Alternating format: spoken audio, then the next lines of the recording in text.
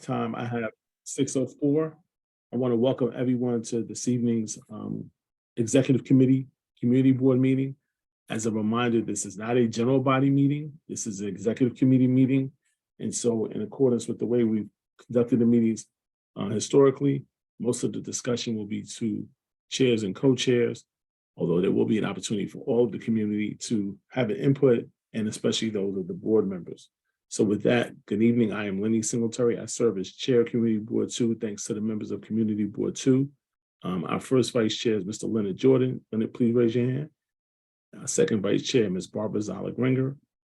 Our Secretary is Jessica Thurston, who's off camera, but she's waving. And if you've looked at tonight's agenda, you will see the members of the Executive Committee who serve as chairs and vice chairs.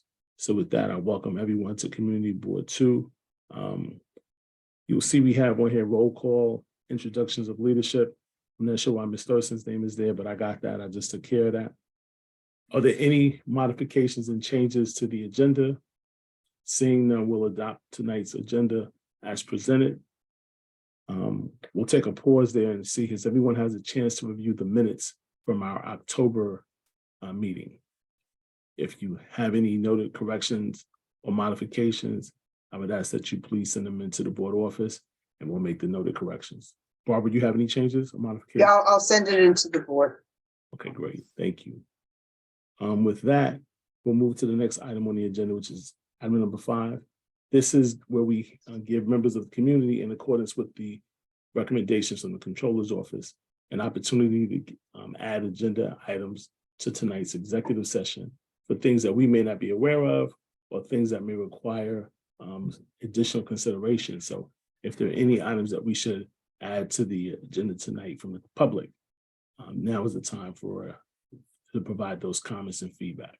That we have and we're working. This is John Dew, and Hey, John. I'm gonna add an old item that the community board has dealt with: open streets. I just want to reiterate and reaffirm. The gift that keeps on giving. Okay, so we'll add that. Well, so John, we'll add that and we'll talk about that under other business. Thank you. Sure. Any other feedback? Any other comments? Okay, great. Thank you for that. So with that, we'll move on to agenda item number 6. We have representatives from the Department of City Planning this evening, and at the appropriate time, they will introduce themselves, or the principal representative from City Planning will introduce the team. So with that, let me turn it over to Alex, and I'll let Alex introduce himself, his role, and the colleagues that he has on the phone this evening. On the meeting this evening. Great. Thank you so much. It's great to see everybody this evening. My name is Alex Summer. I'm the Deputy Director of the Brooklyn office at the Department of City Planning. I'm joined by a few staff from the Brooklyn office as well. Amritha Mahesh, Sagi Golan, Connie Chan, and Bianca Bryant. And tonight we'll be going over the beginning of a framework which we're working on. And I'll pass that over to Amritha Mahesh, who is leading this initiative on our end, to introduce the project. Thank you so much, Alex. I'm going to just take a second to share my screen. We will walk through a brief presentation, and then we're hoping to leave some time at the end to get your feedback and answer any questions. One moment.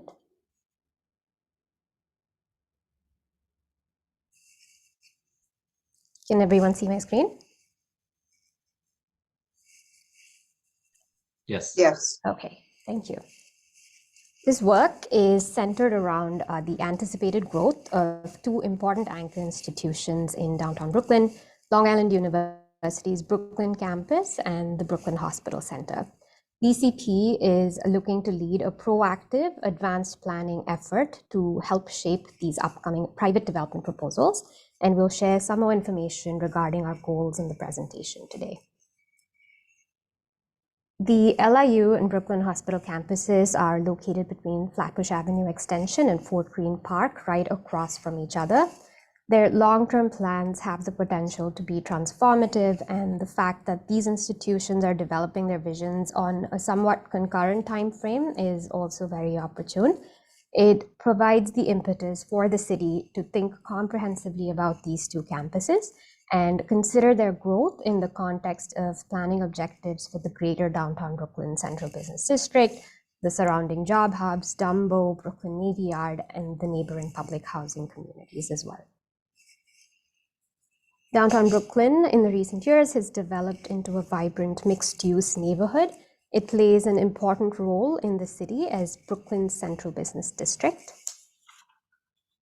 In the last 2 decades, efforts were made to stimulate development in a mix of uses: commercial, residential, academic, cultural uses, parks, and open space. This has spurred unprecedented growth in recent years.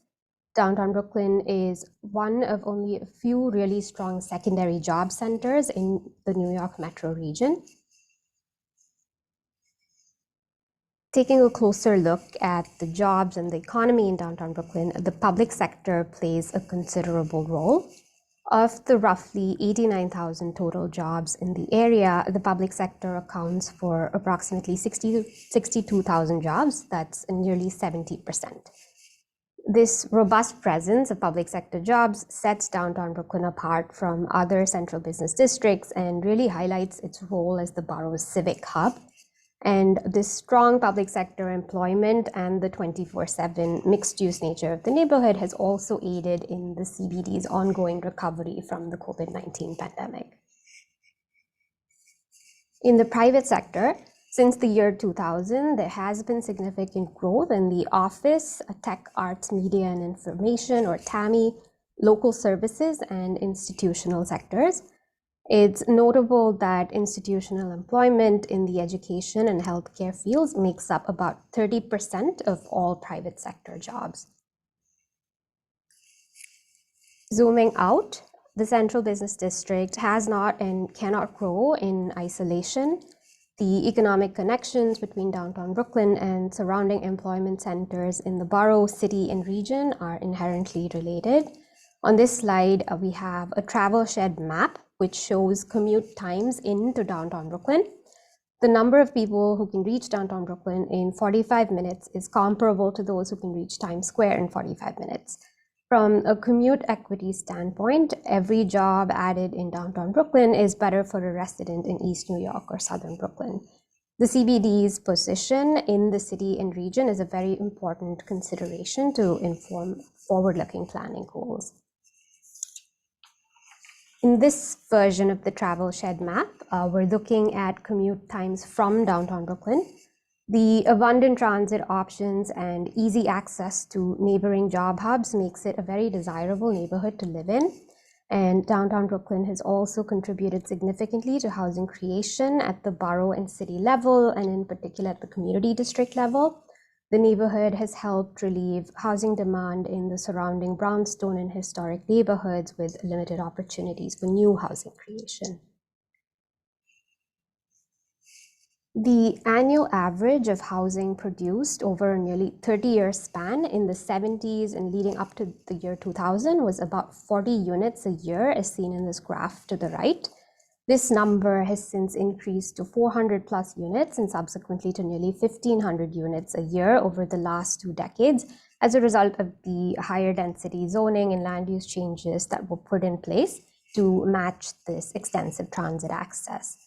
Today, there are roughly 17,000 apartments in downtown Brooklyn. Approximately 2,800 of them are income-restricted apartments. These units were created primarily through voluntary inclusionary housing programs, as well as through city-led efforts on RFP sites. It's worth noting that the overall percentage of income-restricted housing units is in the 15 to 16% range, and this number is lower than the minimum required under the city's most robust affordable housing requirement program, mandatory inclusionary housing. MIH requires 20 to 30% of housing created to be permanently income restricted. With newer mechanisms such as MIH, in future developments, there is an opportunity to facilitate a higher percentage of income restricted homes to help address affordable housing needs in the neighborhood. Moving to non-residential spaces, the downtown Brooklyn Central Business District continues to be the borough's largest office cluster, with 55% of all office space in the borough, a total of nearly 24 million square feet. Non-residential space has a markedly high number of government, education, nonprofit, and healthcare tenants. In this slide, we have some examples of recent leases that were signed between 2019 and 2021 in a range of building typologies, older loft buildings, large floor plate space at Metrotech, as well as newer Class A office space at 1 Willoughby Square. Downtown Brooklyn's healthcare institutions have also been expanding their presence and services in the neighborhood, while also partnering with and attracting Manhattan-based affiliates to the neighborhood. Recent examples include NYU's College of Dentistry practice at City Point and the Brooklyn Cancer Center along Myrtle Avenue, which is a partnership with the New York Blood Center. Downtown Brooklyn's hugely successful cultural district has also continued to thrive with 40+ arts organizations that foster a whole range of artistic disciplines.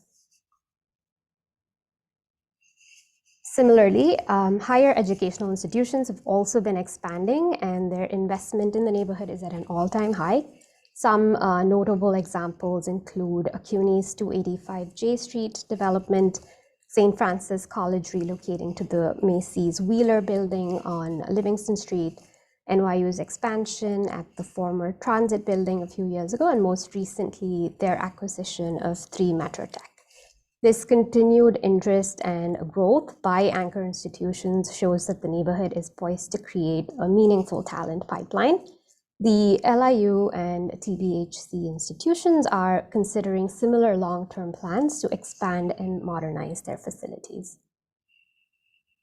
Some brief background on the 2 institutions. LIU was founded in downtown Brooklyn nearly 100 years ago. Brooklyn Hospital has been around for almost 175 years, the oldest hospital in Brooklyn. Both institutions have important missions and serve a diverse demographic. LIU has a number of first-generation college goers, and Brooklyn Hospital serves public payers and the uninsured as well. They also have a geographic reach beyond downtown Brooklyn. LIU serves nearly 15,000 students across New York City and Long Island. Brooklyn Hospital serves nearly 1 million residents in North and Central Brooklyn. Now, I'll walk through a quick overview of existing built conditions at these 2 campuses. Together, they're the equivalent of 4 city blocks, and they have multiple important frontages, Flatbush Avenue and University Place to the west, Willoughby Street to the north, DeKalb Avenue to the south, and Fort Greene Park on the easternmost edge. Ashland Place is the main north-south corridor dividing the 2 campuses. LIU recently completed an as-of-right development project, including a new residential tower and a reconstructed athletic field to meet NCAA standards with a parking garage beneath the field. Some photos along these key frontages. This is a view along Flatbush Avenue extension and University Place, which is a city-owned public space. This is a view along DeKalb Avenue and Hudson Avenue looking west.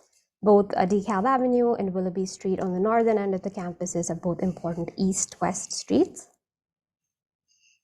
This is a view from the corner of Ashland Place and DeKalb Avenue.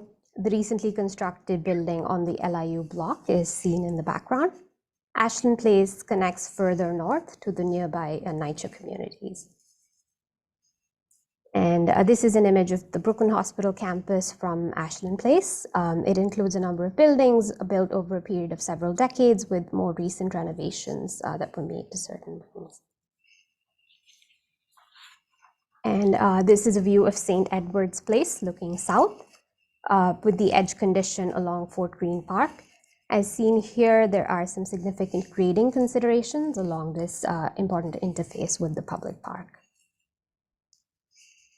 The 2 institutions are in the early stages of developing their proposals and visions. At the LIU campus in the near term, plans have been filed for an additional as-of-right project along the DeKalb Avenue frontage. Zooming back out again and looking at these 2 campuses in the context of the overall neighborhood, Flatbush Avenue is a major thoroughfare along which transformative growth has been occurring. And along this stretch near the campuses, there is a pretty stark contrast between the west side of Flatbush Avenue and the east side. As noted earlier, the two sites together make up 4 full city blocks, 15 acres total, and a scale that could be very transformative and impactful. It warrants a coordinated approach for the two campuses that accounts for their respective visions and needs, while also considering them in the context of the broader planning objectives for the Central Business District.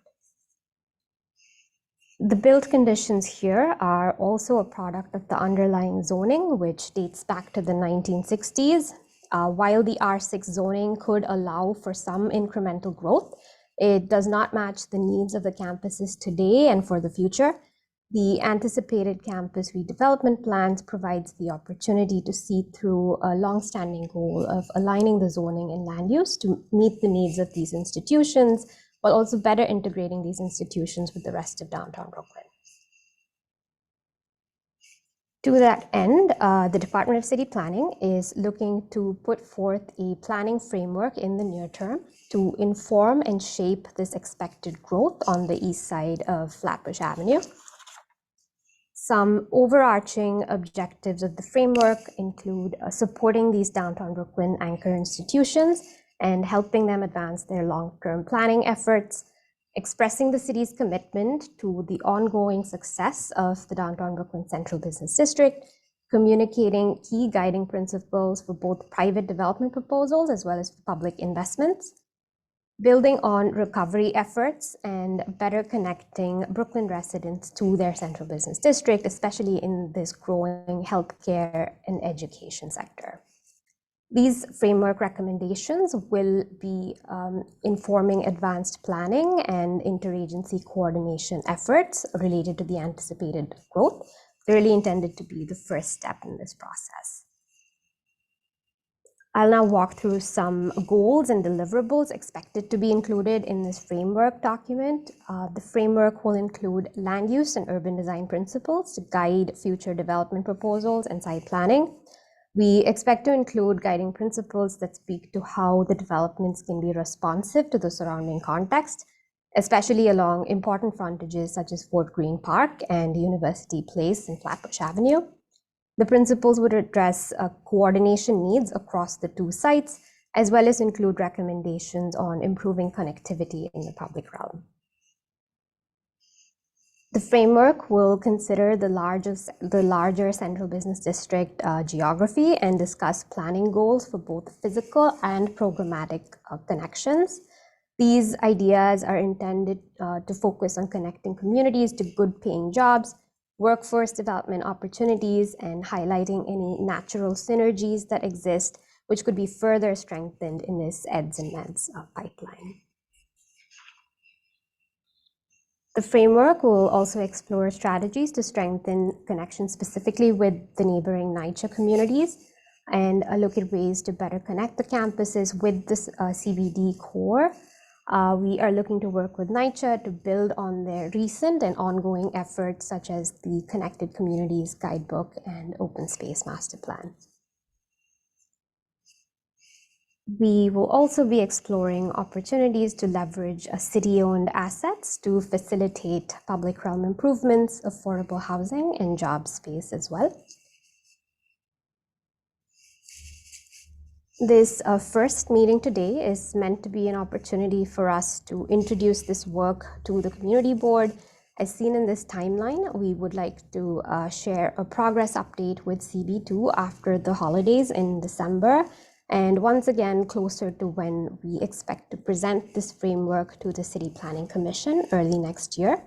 The framework is, again, as I mentioned earlier, the first step in the process, and we hope to continue discussions as needed to advance specific recommendations. That concludes our presentation, and we'd love to hear your feedback, and we're happy to answer any questions. Thank you to the folks from City Planning.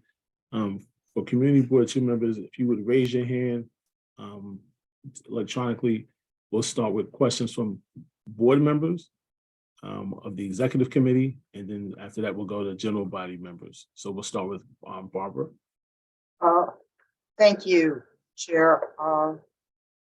A couple of questions. One, you talked about guidelines and a framework. Is this going to be mandatory for these two entities, or is it just aspirational?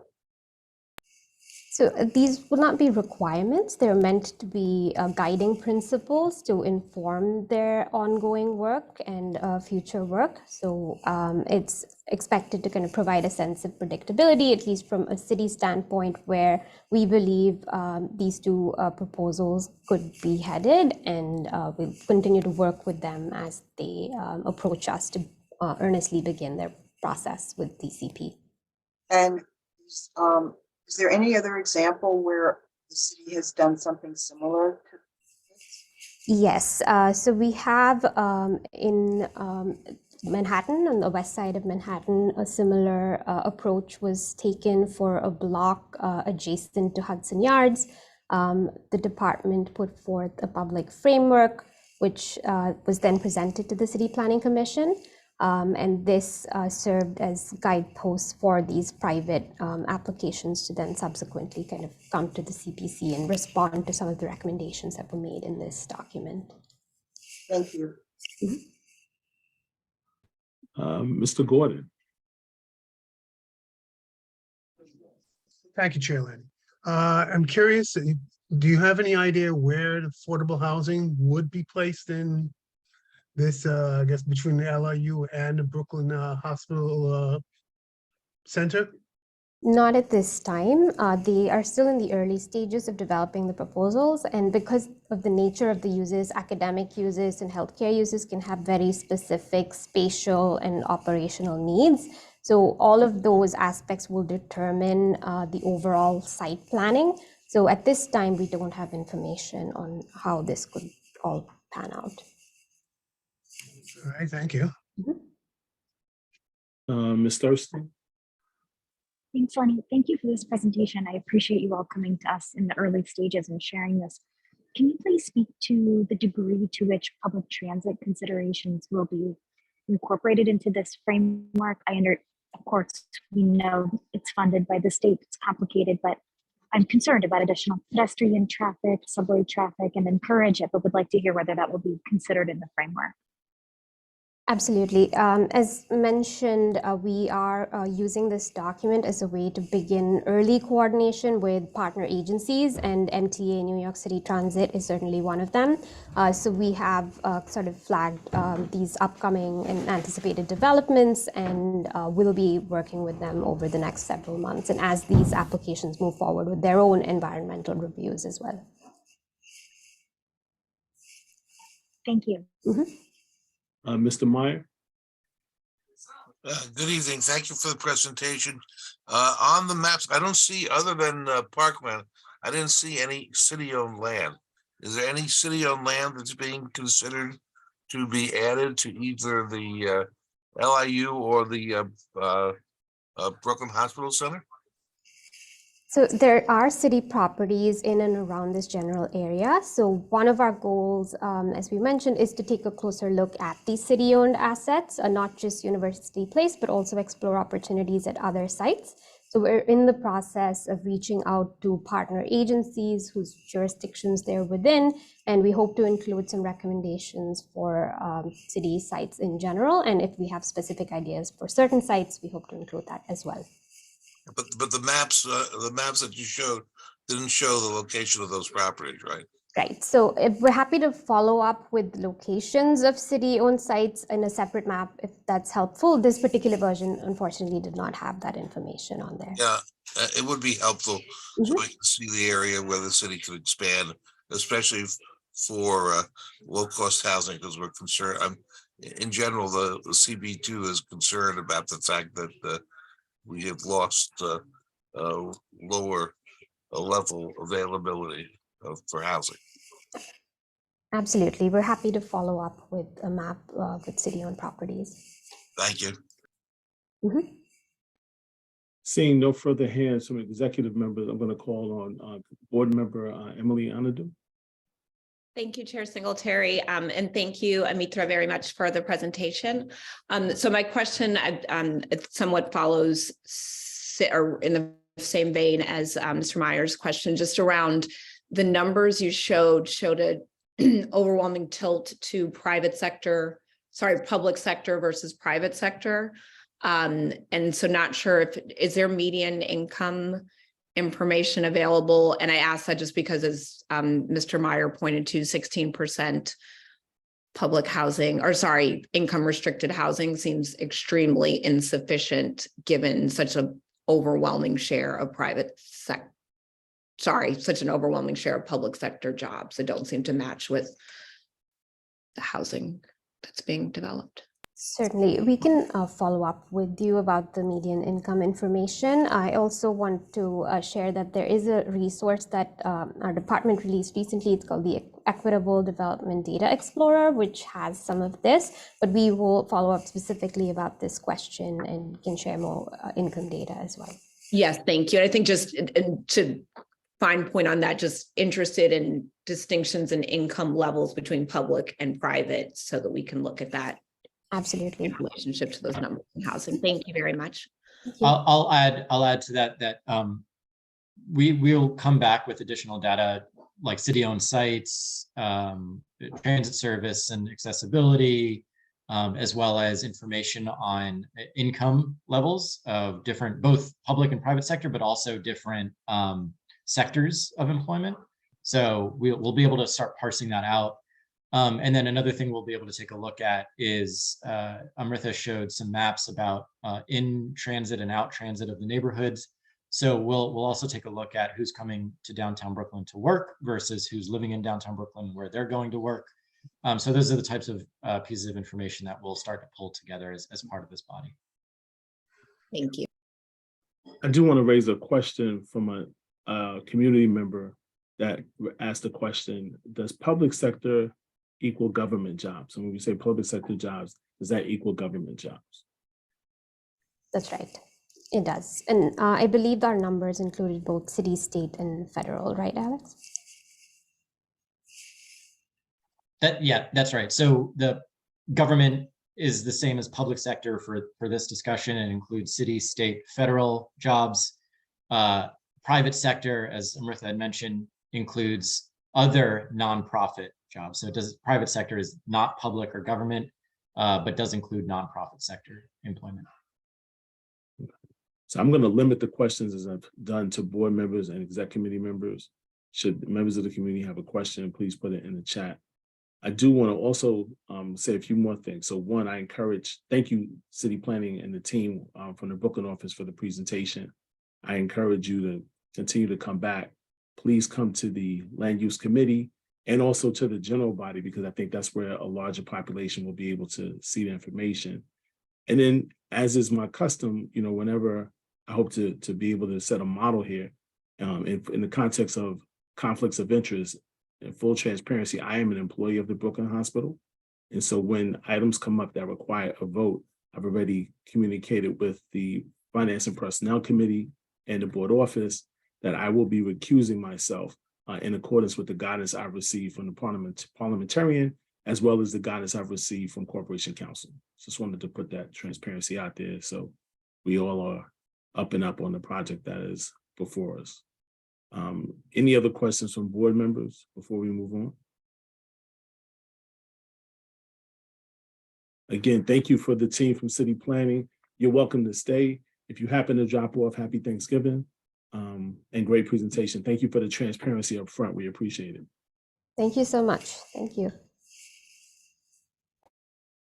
All right, next on the agenda, the chairperson's report. I wanted to report that, as many of you may have seen from the communication that went out from TAEA, as in accordance with Executive Order number 267, we are allowed to continue to meet virtually. And this next order expires on December 21st. So I believe all of our meetings that are scheduled for the month of December and continue through this November will allow us to meet virtually. That means that the next general body meeting where we do take a vote for the election officers will be done virtually. So that's something that's a little new.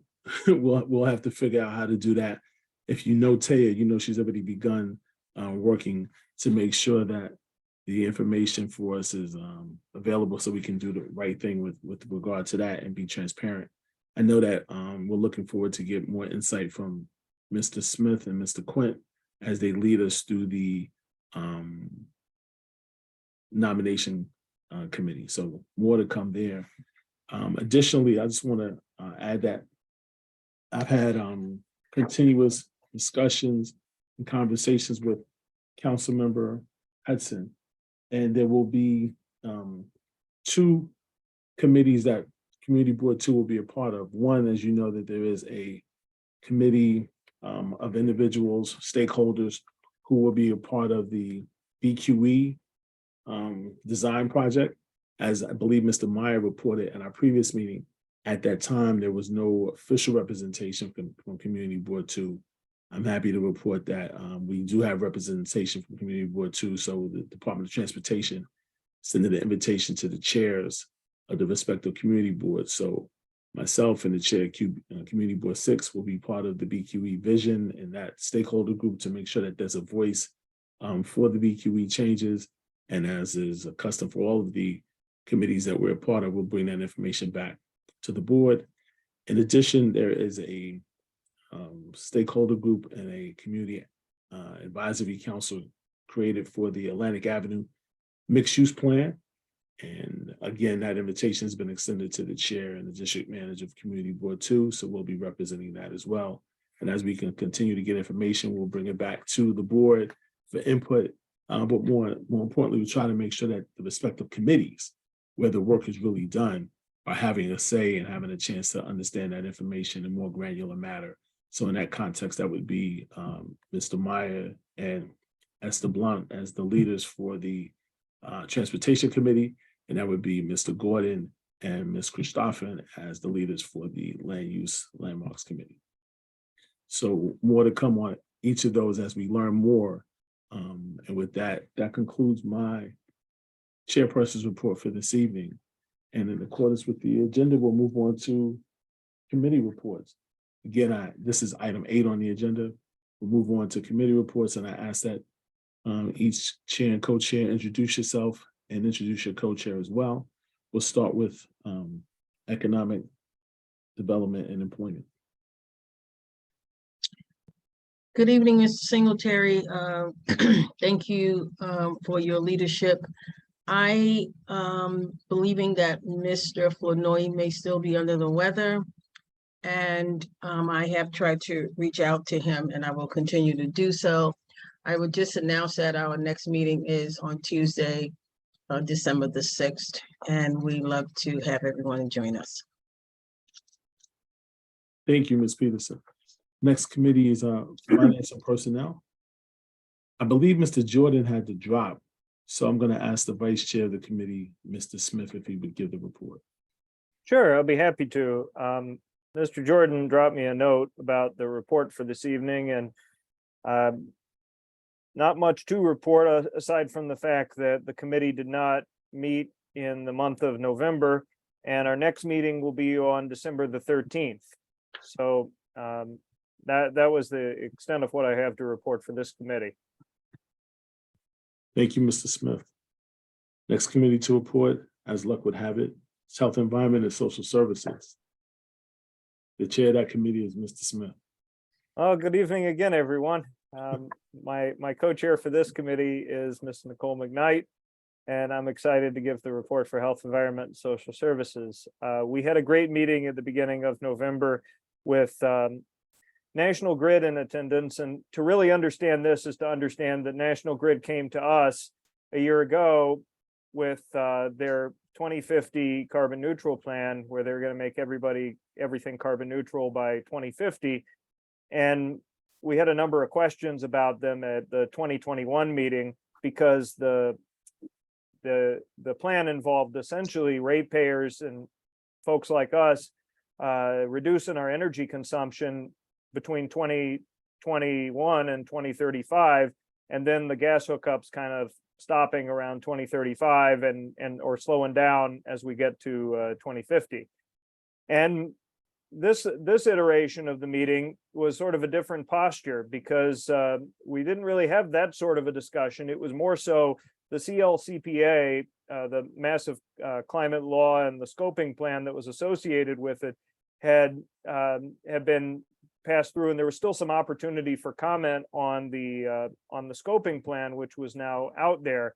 And the result of the scoping plan was that National Grid and other gas providers would have to stop all gas hookups as of 2024, which was much earlier than 2035. And we had a spirited discussion with them about this because they were very much in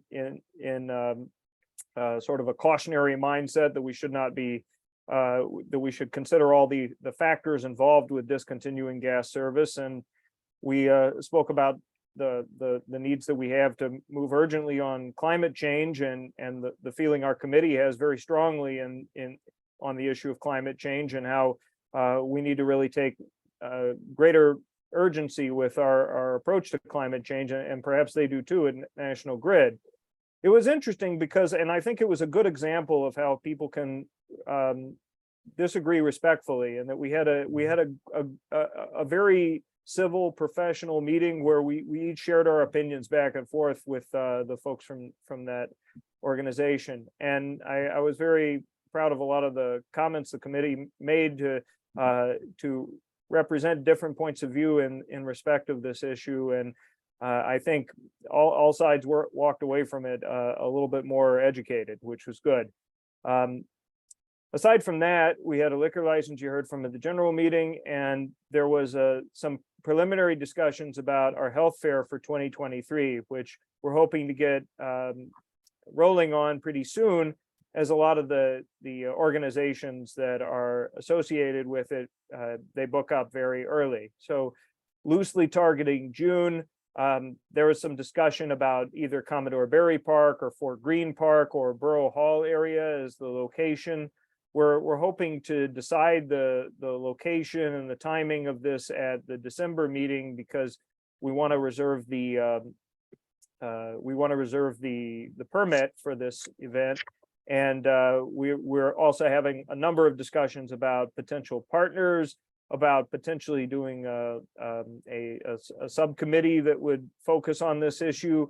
And while we haven't concluded any part of that yet, I'm anxious to see where it might go and who we might partner with, because I think we have a lot of interested people, both within and outside the committee and throughout the board this year, and it should be a really wonderful event. But more to come in the next few weeks on that, and appreciate everyone's involvement. That's it for my report. Thank you, Mr. Smith. The next committee to report is Land Use. Chairperson of that committee is Mr. Carlton Gordon. Thank you, Chair Lanny. Again, I'd like to thank Karen Johnson, our secretary, and Dr. Christoffen, a co-chair, and also she did an acting secretary as well at our last meeting, which was this past Wednesday.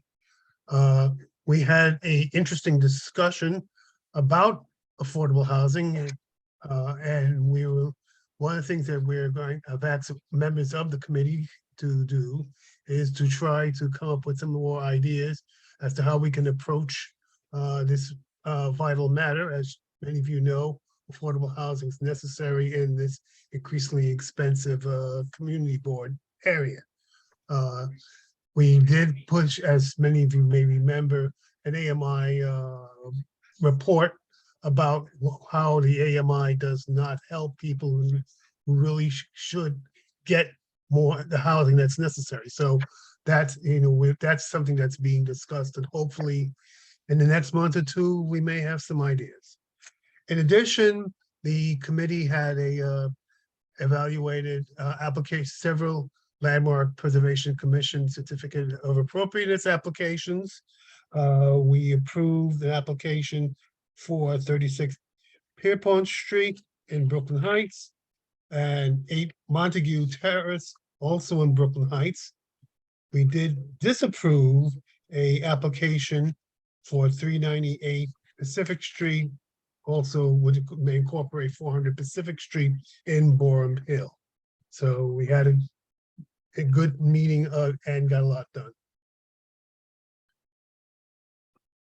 Thank you, Carlton. Next committee Thank you to, very much. next committee to present Parks and Recreation. That committee is chaired by Barbara Zala Gringer. Thank you, Secretary, and good evening again. My co-chair is Andrew Lastawecki. He's here. Just said hello. We last met on November 14th. We had a very interesting presentation from David Cerrone, the Assistant Commissioner for Business Development and Special Events at the City Parks Department. And he was joined by Barbara Wang, who's the project manager on the concession team for the parks. They were focusing on Anchorage Plaza, which is located at the Brooklyn Bridge between Old Fulton Street and Prospect Street. This area in 2009 was taken over by DOT and was being used. It's been being used as a staging area for making repairs on the Brooklyn Bridge. At the time DOT took it over, it had been a parking lot concession. And DOT is scheduled to turn this property back to Parks Department at the end of 2023. At that time, DOT will maintain just a small portion of this area for access to the Brooklyn Bridge as needed. So the Parks Department is about to issue an RFEI, which is a request for expressions of interest for ideas of how this space could be used. And they do not have any funding. They are looking for an entity who's interested in developing this site to provide the funding. Since DOT could need all of this space in times of an emergency to get to the Brooklyn Bridge, they are looking for non-permanent seasonal installations. So what they are hoping is to hear from a variety of entities who would have a plan to suggest and would also ones to be able to implement the plan, but they're listening to any plan anybody might submit. So if you're interested, anyone on this call could present a suggestion. The attendees at the meeting included members of a variety of neighborhood organizations. This area being at Dumbo, Dumbo residents particularly voiced their concern that there are so many visitors to that area that any use of this park area should be considered, whatever uses should not promote large numbers of people coming into the area. That was voiced by a number of attendees. And I think the message, both from the attendees and the committee members, was that once these proposals are received, invite David to come back to the committee and in addition, reach out to the neighborhood and reach out to the board in general to talk about these proposals before a proposal is chosen, a particular proposal is chosen. And we certainly do expect them to come back under those circumstances and then to have input from the neighborhood as well. And I think they clearly heard the message as to the types of use of this. I also raised, we raised ADA issues.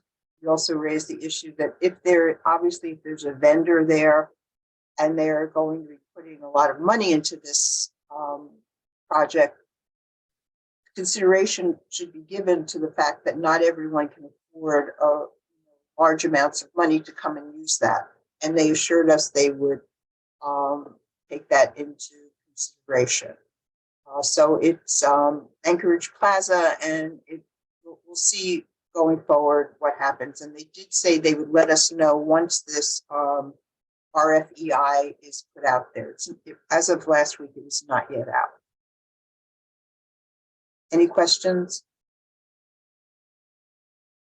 Thank you. Thank you, Barbara. Next committee to report is Transportation and Public Safety. Good evening, everyone. My co-chair is Esther Blount, who's on, and John Quint takes who's also our parliamentarian, takes the minutes, and he's been doing that for a long time. We didn't have a committee meeting last month. We have the continuing problem with DOT not willing to attend our meeting, and we've invited them, and it's an issue that we've been exploring with Lenny Singletary to make sure that the DOT shows up each month. In fact, next month, instead of having our regular meeting on December 15th, the BQE Central Section Committee will be meeting on the same night. And we thought, given the importance of the BQE, that it's more important for the committee to attend and hear what's going on the BQE. So we won't be holding a meeting in December. But we encourage all the committee members and public members and whatever to attend the BQE Central meeting. Obviously, we will have a meeting in January, and we hope to have the DOT begin to attend our committee meetings regularly. It's important given what goes on in the community. We do have a presentation at each of our committee meetings about traffic violence in our neighborhoods. As you know, if you've read the newspaper today, there was a memorial for all the victims of traffic violence in New York City, which, with crime, in my view, is one of the most important public safety issues in the city of New York. If anybody has any questions, I'll be happy to answer them. If not, thank you so much. Thank you, Sid. Next committee to report is Youth, Education, and Cultural Affairs. Thank you, Chair Singletary. Good evening, everyone. We did not have a November meeting, but several of our members will be attending a Zoom meeting on youth engagement on community boards. As many of you know, one of our goals is to get more people involved in civic life and on the community board. So we look forward to attending this meeting and reporting back to you all. Thank you. Thank you, Ms. Fibers. That concludes the reports for agenda item number 8. Next item is 9, other executive business. At the top of our meeting, community member and longtime community board member and former chair, Mr. Du, raised a comment he wanted to share or a discussion for us to review around open streets. So at this time, I'm going to turn the microphone over to Mr. Du for him to bring the point to the committee. Thank you, Chair Singletary. The point that I wanted to make, and this is going to be ongoing, and it's actually about a lot of what's happening in the city of New York. The city of New York is growing in a whole host of ways. Certainly the population of New York City is growing, and we hear earlier tonight a whole plan for additional growth in downtown Brooklyn. First, I'd like to say that we get no additional compliance with the disability for the subway stations. The ADA is absent downtown Brooklyn. So how all this development can happen and not discuss a federal requirement for ADA, I don't know how the city can continue to move forward without taking that into account for all new development. There are buildings that will be constructed adjacent to the subway. Those buildings need to be considered for their opportunity to create ADA compliance down to the mezzanine, as has happened in 2 stations in downtown Brooklyn. And we're waiting for the MTA to complete the service down to the platform. But my reason for reaching out to the chair was for open streets. That while we hear about all of the benefits of open streets, there was no EIS done for any of the open streets that was reported to Community Board 2, and there was no assessment of the impacts of open streets on the surrounding community. So with all of the growth in New York City, the one thing that we're not getting more of are streets. And we're actually taking the existing streets and trying to apportion it to accommodate everybody. In the city of New York, we cannot be all things to all people all the time. The community is most impacted when the city makes changes. How can they make changes without discussing these changes with the affected community? So I don't know where to go with this, but the city of New York and all of these agencies, specifically DOT and the agency responsible for housing, they have issues that need to be addressed that are not being addressed adequately. And I don't see and hear of any plans to address these issues. So, Chair Singletary, how do we get all relevant agencies to come to the community board with an EIS whenever they are doing a project large enough to have impact in the community? Is what I wanted to say tonight. Thank you so much. Thank you, John. Just to follow up to Mr. Dew's comments, I don't know if many of you remember, but a few general meetings ago, there was a representative from the Willoughby Neighbors United stakeholder group. And if you recall, that's the group that went out and petitioned and collected 800 signatures that were in somewhat, not somewhat, but were an alternative perspective to the Department of Transportation's effort to get signatures and support for open streets. And the gentleman said, feel like no one's talking to us, no one's listening to us. So if you recall, I said, listen, I'll meet with you. So I did. I met with representatives from that stakeholder group. It had to be about maybe 70 people on the call. I was the only one from the community board to speak with them. And what I found really interesting is that a big part of what I'm learning from the community and definitely their perspectives is, in spite of all of the information that's alleged to be shared with the community, many of the residents who live in the Willoughby corridor are not informed. There's a lot of information that's not being communicated to them.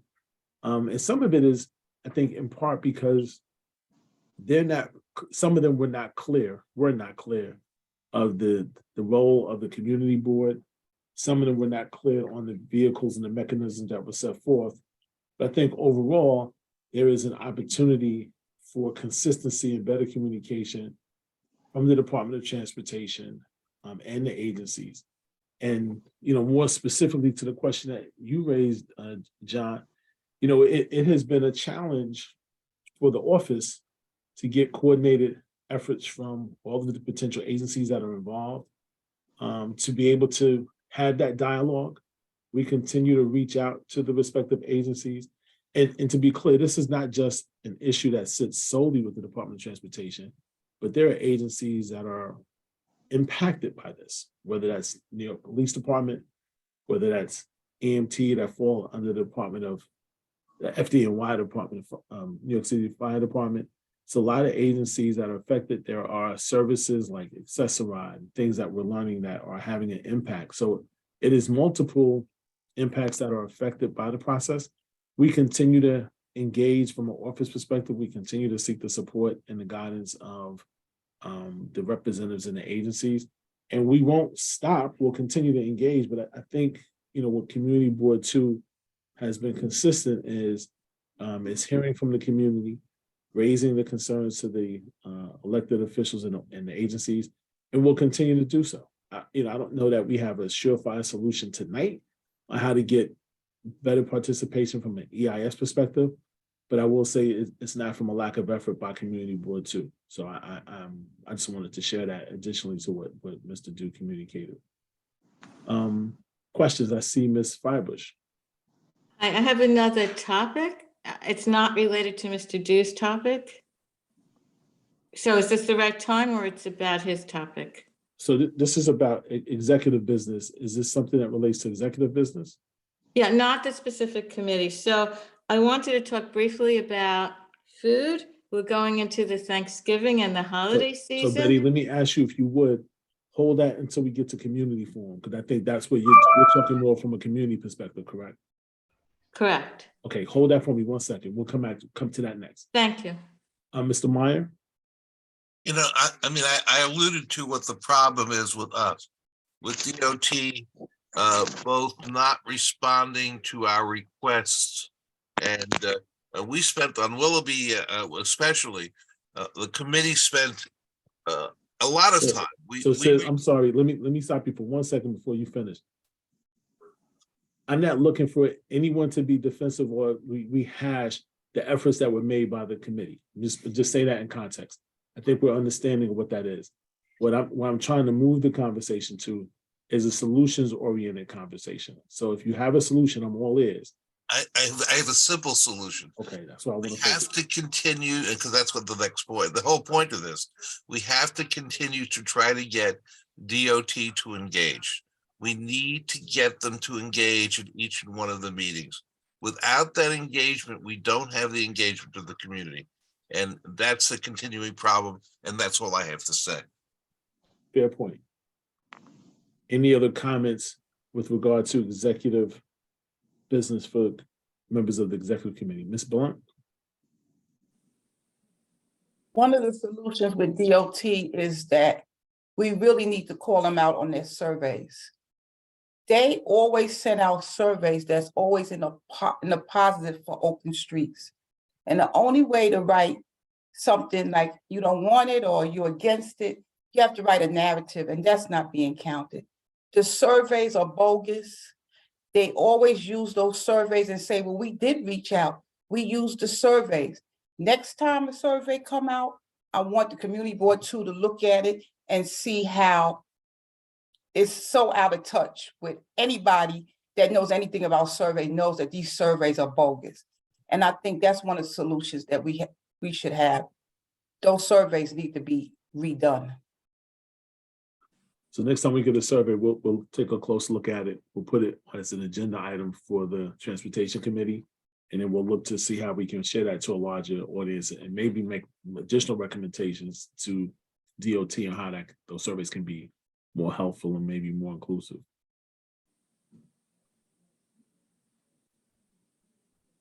Seeing no other hands, I want to say thank you for that dialogue. That was helpful. Thank you, Mr. Dew, for the points you raised. Moving along to the next item, community forum. This is where we have stakeholders in the community who are not members, the opportunity to speak, or in the case of our next speaker, a board member who wants to take their board member hat off and put on their community hat to provide an update. So we'll start with Ms. Fibers. Thank you, Chair Singletary. So as we approach Thanksgiving and our other December and end of the year holidays, which are surrounded by food and all of our cultural traditions, we have to remember that there are many people in our community that are food insecure. And this continues not just, oh, it's great, you get a free turkey from, an organization. So I'm strongly suggesting and hoping that through all of our committees and our full board, we look at food culture and food systems, that we have a speaker from the Mayor's Office of Food Policy, which has been reinvigorated with our new mayor, and the new Office of Urban Ag, because almost every committee in on our board has some connection to food. And I urge us to elevate that within our committees and within our full board. Thank you. Happy Thanksgiving. Thank you. Happy Turkey Day. Any other comments from members of the community? If so, just please raise your hand. And then we'll hear from members of the community. Ms. Peterson, I saw your hand raised. Yeah, I just want to mention, talking about food insecurity, there are going to be several food meals prepared and given out to the community. But this one in particular, I'm going to speak to the 88th precinct. The 88th precinct will be giving out hot meals on Thanksgiving Day on the corner of Myrtle and North Portland, I believe, is where they're going to set up again this year, as they did last year. And so if anyone has any means of getting, information out to people in that general vicinity, which will be Whitman houses, Ingersoll houses a little further down, or anybody who's walking along Myrtle Avenue, that is where they will set up. And the food is ample, and it's rather tasty. So that will be on Thanksgiving Day, I believe somewhere around 11 or 12 noon. Thank you. Any other comments from community members? Let me just follow up on the comments that were made by the two board members. You know, it is always important to give back and do right, particularly at the time of Thanksgiving. But if we just take a moment, you know, someone who is having challenges in life, every day they're looking for Thanksgiving support. They're not looking for support one day, right? If you are homeless and the temperature being what it is today, they could use those meals today. They could use a blanket today. They could use a pair of socks today. They could use some underwear today. They could use just a simple thank you, keep your head up. They could use a meal. So while I appreciate the support, and I'm glad that we're highlighting the food insecurities, and I'm glad that we're highlighting the efforts that people are making on a conscious effort. This is not to be derogatory or making disparaging comments against those who are engaged and involved, but this is the work that needs to be done every day. And so if you have the capacity, if you have the mindset, if you have the heart, and you have the capabilities, quite frankly, to do that, I ask that as a reminder to piggyback and amplify the messages of the fellow board members that we do this every day, and we do what we can to be supportive to New Yorkers who may just be having difficult times, and not because of anything else that they may be challenging from. So with that, oh, I see another hand. Emily? Yes, just really quickly to that point, there's a great organization, One Love Community Fridge. I dropped it in the chat. They stock fridges in Brooklyn every single day. And I know there are other ones that are great, but I do a lot of work with that one in particular. But yes, food insecurity, it's always. So, okay, bye. Thank you, thank you. So with that, next item on my agenda is adjournment. Unless someone has a different agenda, I want to say happy Thanksgiving. Thank you. Yeah, all for I your- do have one item. I would ask Ms. Peterson to put extra gravy on my Thanksgiving turkey dinner when she delivers it at 12 o'clock. Thank you. Have a nice day. So on that note, that's perfect segue for me to finish my comments. Happy Thanksgiving to all. Let's be mindful of what we are thankful for. And please be safe. I look forward to seeing everybody next month. Happy Thanksgiving, everyone. Happy Thanksgiving. Happy Be Thanksgiving. careful. Happy Enjoy. Thanksgiving, everybody. Thanksgiving. Denise, don't mess up John's No, order. He was you better specific not. about what he wanted. Don't mess up his order. I am